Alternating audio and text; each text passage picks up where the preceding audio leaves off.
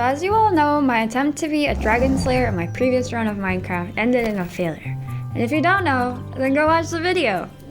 Following the events of my last life in Minecraft, I decided that today I put down my tarnished diamond armor covered in ender people goo and lay my dreams of being a dragon slayer to rest. Instead, I'm gonna live the rest of this Minecraft life as a humble chef. So something I noticed in my previous Minecraft life is this mod called Farmer's Delight. It's part of the AOF6 mod pack, and it would have been nice to start up a farm-to-table establishment in the old village I was living in. That town got nuked and the whole world with it, so this time I'm in a world where it's just me and the Minecraft NPCs. First order of business is to find a village to mooch off of, so upon arriving in this new land, I open my map and hone in on a location. And upon arriving at the village, I'm happy to find that they've already started up a bunch of wheat farms in preparation of my arrival. And they also have really nice dirt too, which is useful for growing mushrooms. This is probably a good time to pause and explain how the Farmer's Delight mod works. So in the mod, there are a total of 39 recipes, which can be categorized as 12 finger foods, 23 meals, and 4 feasts. My goal in this video is to make them all. And after I've made them all, I'm gonna throw a huge Thanksgiving dinner for myself and all the serfs in my kingdom. If I can't make them all, then how can I possibly call myself the best chef that ever lived? A famous ghost once said, anyone can cook, but no one can cook like me, the cooking master.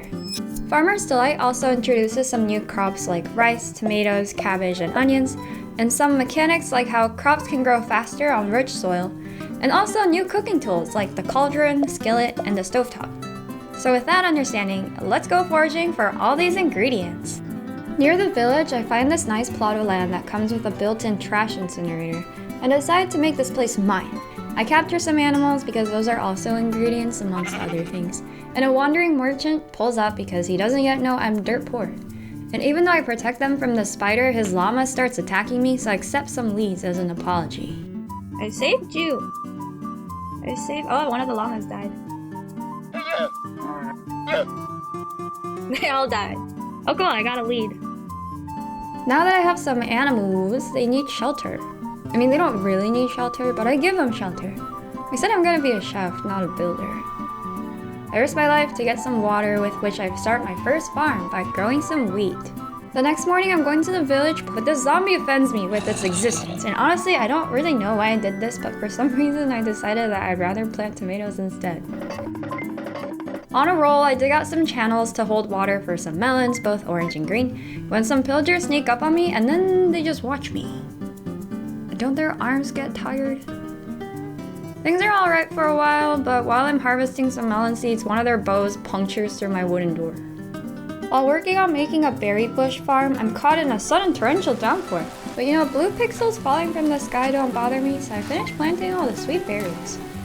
I check up on the melons, and they're growing honestly not in the directions I thought they'd grow, but it's fine, and I plant some potatoes too. I realize that the sweet berries kind of hurt if you step on them, so I block them off with a bit of fencing and then also decorate it a little. I also set up my cocoa pods and make some pathing from the future location of my house to the lava pit to lure any future pillagers to their deaths. JK, it's just temporary for now and will look more functional later. I run across a natural beehive near my property and cut it down, which this moth clearly for some reason had an issue with. And a little bit further from the moth carcass, I come across this witch's hut and really want to adopt her cat, but I don't have any fish, so I'm gonna go fishing for some. I catch a salmon, but I want a dead one. Man, I wish I could spawn more fish with the caviar. What's the point of fish eggs if I can't make more fish to feed my cats? Well, I'm able to befriend the cat, and it only took one salmon. I think we were destined to be friends. And in a power move, we tuck into the dead witch's bed for the night. And back in the barn, I christened the cat with its new name, Sooty. Hello, animals! It's come to my attention that your house still has no roof, and also it is very ugly. So, today I will be renovating your house to something better, because I know you all really care about where you live and stuff.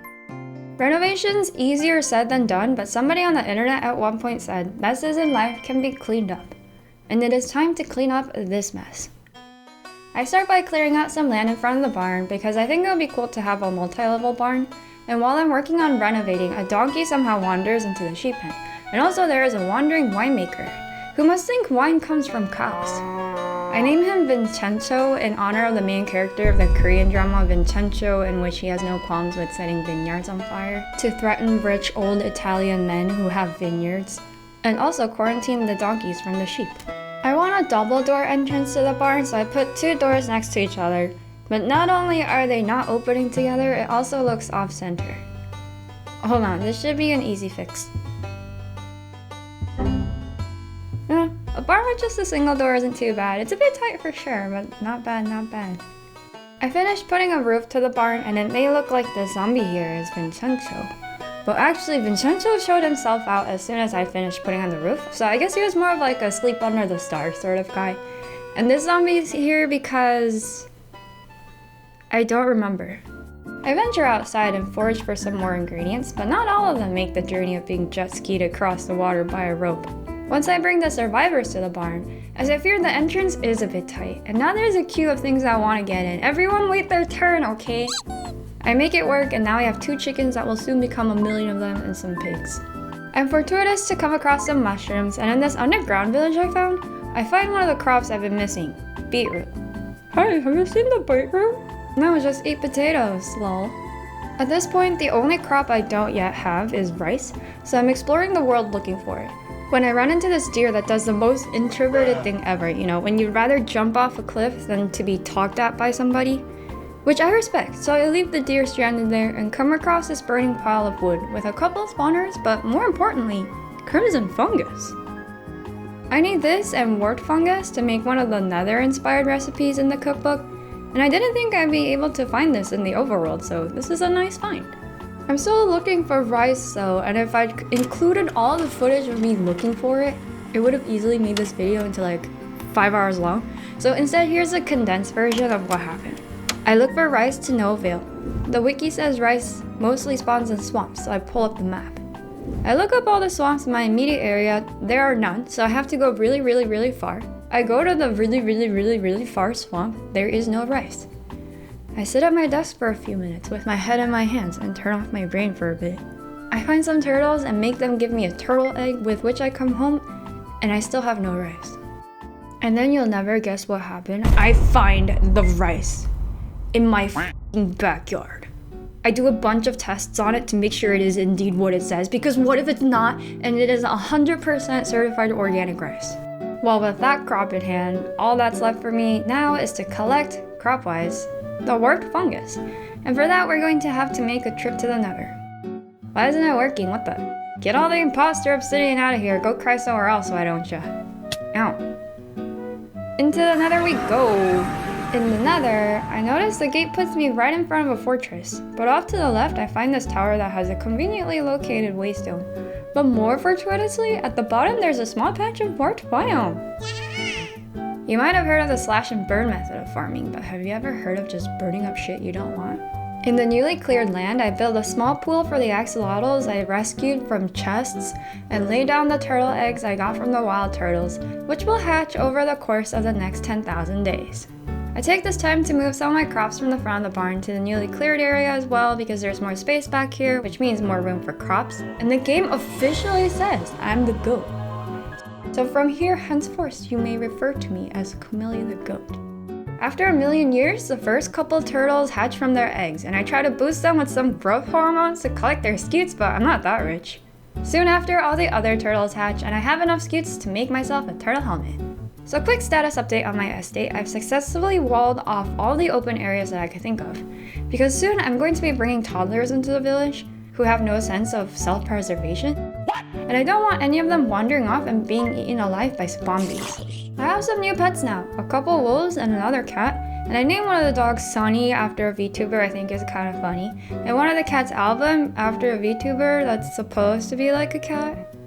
The other wolf is named Bubbles. The new immigrant villagers are going to need some sort of housing, so I worked tirelessly through the night to get that set up. God, I'm good at building walls that connect to each other. I cobbled together some planks to make a roof, and I copy it on the other hut too, and with some beds they are ready for move-in. The propaganda I spread to the nearby village to spur immigration is successful, and the first villager comes to join the better village. And it's good because everything's all super secure. Oh no! With the arrival of villager number 2, I realized that we need some sort of town center for them to gossip at and make more villager spawns. And I, as always, deliver. I watched them do some weird yo-yo shenanigans with the potatoes. What are you guys doing? What? And in the time it took me to blink, a spawn is born. You may stay here until you are fully grown, no jumping out the windows for you. This would be a good time for me to remind you, watching this video, to like, subscribe, oh sorry, that was meant for someone else. Like and subscribe. Okay, let's let them sleep now. Now that we're starting to have more villagers in this clearly better town, I think they deserve an upgrade of their town center. I built this thing earlier using some jacaranda planks and witch hazel wood, so I moved the bell there, and with the old town center, I just repurposed it into a platform. People can go up and down it if they like, I suppose. I noticed that there's another mod in AOF 6 that lets you make plushies, each with its own effects. So for fun, I make some copper golems that are supposed to attract villagers, and some villager plushies that are supposed to attract animals. I test out the copper golem plushie first and immediately reel somebody in. That's pretty funny. I'm going to try showing it to the villagers over at the town center. Let's see what they think of it. Oh my god, it's like they can't get away from it. It's nighttime and everyone's still mesmerized by how cute the plushie is. If I don't get rid of it, I think they're all gonna end up pulling all-nighters just to like be near it. I put down a villager plushie to see what kind of animals it would attract, and since they're proving to be so effective, I also make some of these rabbit plushies that I forgot what it does, and some cat plushies that are supposed to ward off creepers. I rescue the villagers from the siren song of the copper golems, and everyone's relieved and heads off to bed.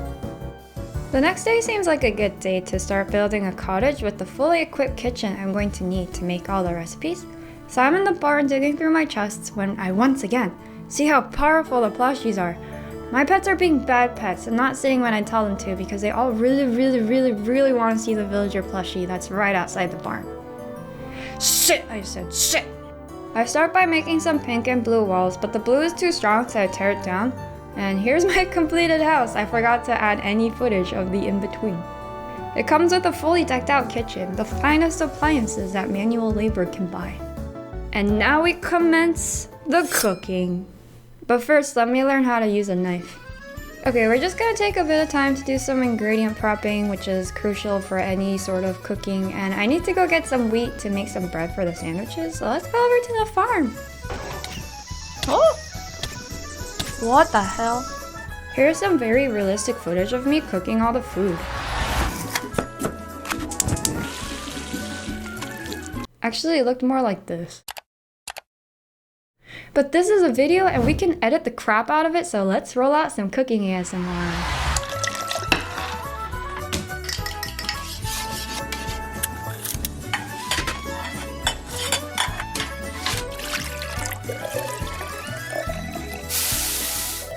Recipes wise, I started with making some cooked rice, which is used in a lot of the other recipes, then a salmon roll, a cod roll, an egg sandwich, barbecue on a stick, a hamburger, a mutton wrap, a stuffed potato, dumplings, cabbage rolls, a kelp roll, a fruit salad, a mixed salad, and another salad, and some bone broth, which is used for chicken soup, some vegetable soup, a fish stew, a baked cod stew, noodle soup, classic bacon and eggs, pasta with meatballs, roasted mutton chops, vegetable noodles, ratatouille, squid ink pasta, grilled salmon, chicken sandwich, bacon sandwich, kelp roll slices, which is just me cutting the kelp roll into 3 pieces, beef stew, fried rice, pumpkin soup, pasta with mutton chops, and steak and potatoes. After making all the recipes, I also made a copper kettle to brew some hot cocoa and hot apple cider. Now that we're done making all the recipes in the Farmer's Delight cookbook, I'm gonna set the table with some plates and serve out the meals. And there aren't any utensils available because I didn't have time to do an IKEA run, but let's just pretend that there are, okay?